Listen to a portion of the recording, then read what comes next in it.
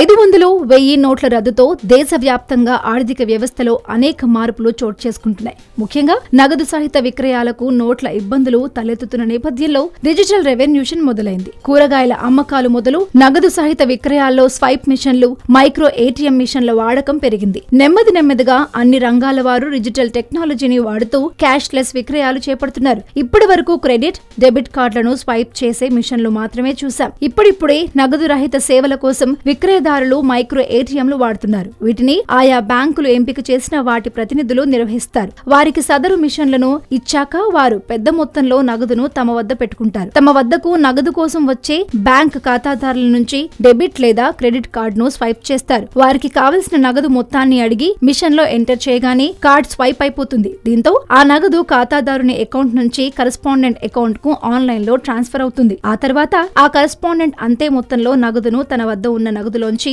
తీసి ఖాతాదారునికి ఇస్తాడు. అలా ఓ కరెస్పాండెంట్ తన వద్ద పెట్టుకున్న నగదుకు అనుగుణంగా ఖాతాదారునికి కావలసిన నగదును కార్డ్ స్వైపింగ్ ద్వారా అందిస్తాడు. నోట్ల రద్దుకు ముందు వరకు క్యాష్లెస్ సేవలకు ప్రజలు పెద్దగా ఆసక్తి చూపించలేదు. ఇప్పుడు తప్పనిసరి కావడంతో చెప్పులు కుట్టేవాళ్లు, కూరగాయలు అమ్మేవాళ్లు, పాన్ డబ్బా వాలాలు ఇలా అన్ని స్థాయిల్లో స్వైప్ లేదా మైక్రో ఏటీఎంలు వినియోగిస్తూ క్యాష్లెస్ లావాదేవీలు నడుపుతున్నారు. పెద్ద నోట్ల రద్దుతో ఆర్టీసీ బస్సుల్లో చిల్లర కష్టాలు బాగా పెరిగిపోయాయి. దీంతో ఆర్టీసీకి భారీ నష్టం వాటిల్లింది. నష్టాల్ని పూడ్చుకునే క్రమంలో ఆర్టీసీ కూడా పలు బస్టాండ్లలో స్వైపింగ్ మిషన్లను ప్రారంభించి నగదు రహిత లావాదేవీలకు శ్రీకారం చుట్టింది. ప్రస్తుతం ఆర్టీసీలోనూ స్వైపింగ్ మిషన్ల ద్వారానే టికెట్ల అమ్మకాలు జరుగుతున్నాయి. దూర ప్రయాణాలు చేసేవారు టికెట్ కోసం కార్డు ద్వారా డబ్బులు జమ చేసి ప్రయాణాన్ని సులభతరం చేసుకుంటున్నారు. బస్సుల్లో కూడా స్వైపింగ్ మిషన్లను ప్రవేశపెట్టేందుకు ఆర్టీసీ చర్యలు తీసుకుంటుంది. కాగా నోట్ల రద్దుతో డిజిటల్ పేమెంట్ ప్లాట్ఫామ్లు బలోపేతమవుతున్నాయి. ప్రస్తుతం ఇటువంటి సేవలు అందించే సంస్థలు దేశంలో 45 వరకు ఉన్నాయి.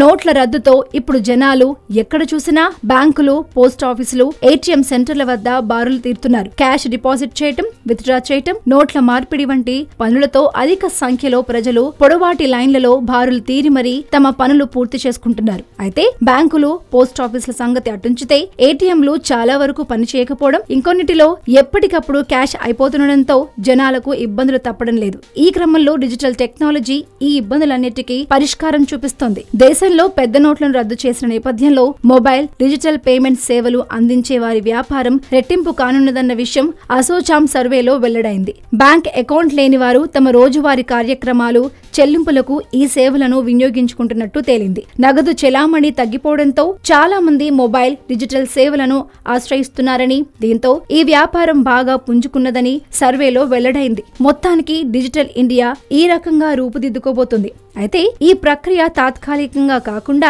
శాశ్వతంగా సాగితే అనేక సమస్యలకు పరిష్కారం చూపించగలదు.